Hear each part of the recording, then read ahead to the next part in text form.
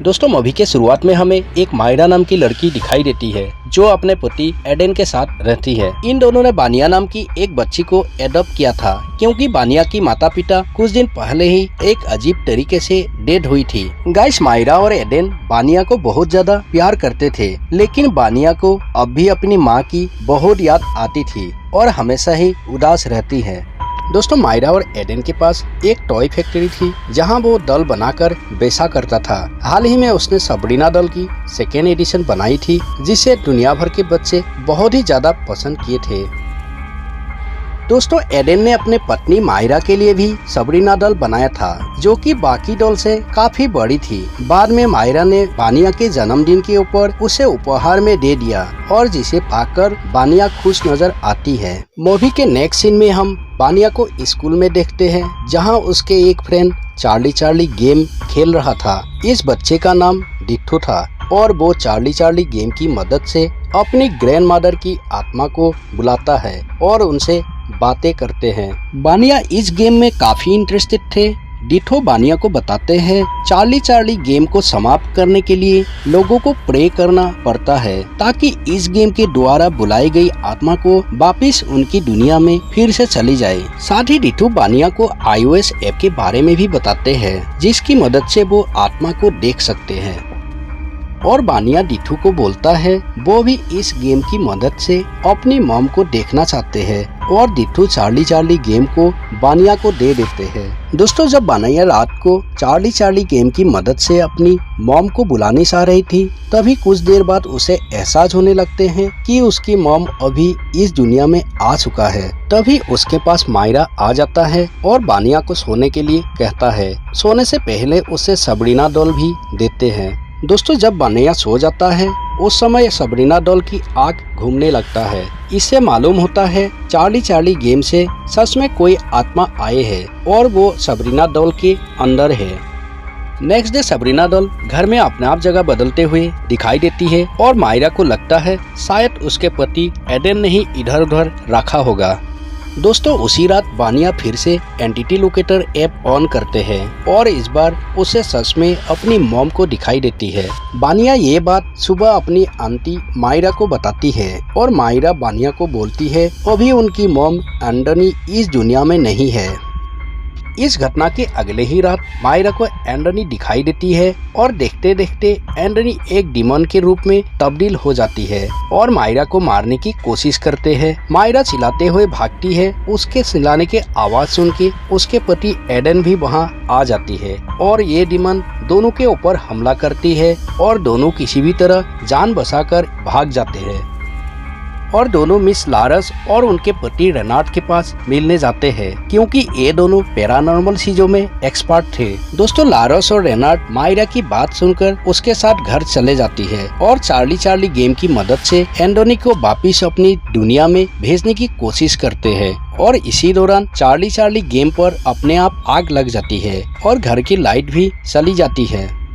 अंधेरे में ये डिमन बानिया को काबू कर लेते हैं और मायरा को मारने की कोशिश करते हैं। लारस और रेनार्ड बानिया से किसी तरह से डिमन को बाहर निकालती है और ये डिमन आजाद होकर सभी के ऊपर हमला करते हैं।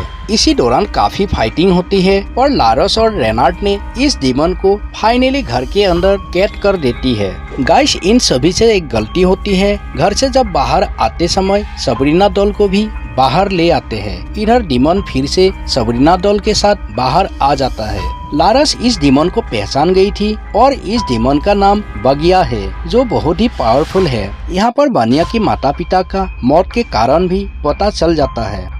लारस बताते हैं इन्होंने ही बानिया की माता पिता को मारा था। लारस और रेनार्ड मिलकर किसी तरह से बगिया की डिमन को वापिस उसके दुनिया में भेजा था, लेकिन इस प्रोसेस में एंडनी की भी मौत हो गई क्योंकि बानिया जब चार्ली गेम की मदद से एंडनी को वापिस बुलाया तभी बगिया डिमन हमारे दुनिया में फिर से वापिस आ गई। बगिया को मारने का सिर्फ एक ही तरीका है, लारस बगिया को विरासत में मिली खंजर से मारे, जिस खंजर को बगिया को मारने के लिए ही बनाई गई थी। ये खंजर फिलहाल रेनार्ड के पास था और रेनार्ड को इसे कोई साल पहले गुफा में मिला था जहां इस खंजर को खुद डिमन द्वारा छुपाया गया था।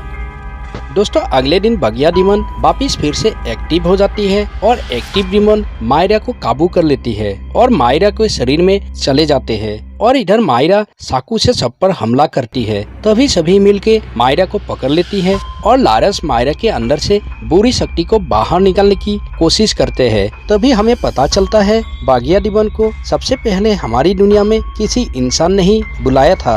दोस्तों मूवी के नेक्स्ट सीन में हमें पता चलता है असल में कोई साल पहले एडन का एक भाई था जिसका नाम आर्का था। इन दोनों की पिता की एक टॉय फैक्ट्री थी और इनकी पिता को हमेशा ही आर्का की डिजाइन किया हुआ टॉय पसंद आती थी जिसे एडन को अंदर से जलन होती थी। जब उनका पिता का देहांत हुई थी तब उन्होंने अपनी आखिरी वसीयतनामा पर आर्का के लिए 60% जायदाद और एडन के लिए सिर्फ 40% जायदाद ही दिए थे। इस बात से एडन काफी नाराज हुई और एडन अपने भाई को काला जादू से मारना चाहते थे।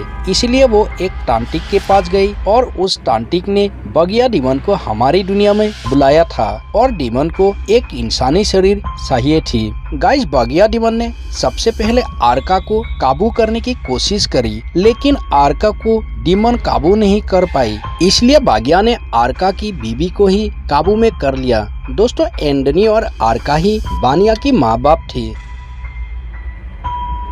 गाइस यहाँ से हमें पता चलता है बानिया की चाचा यानी मायरा की पति एडन ही बानिया की माँ बाप की कातिल था।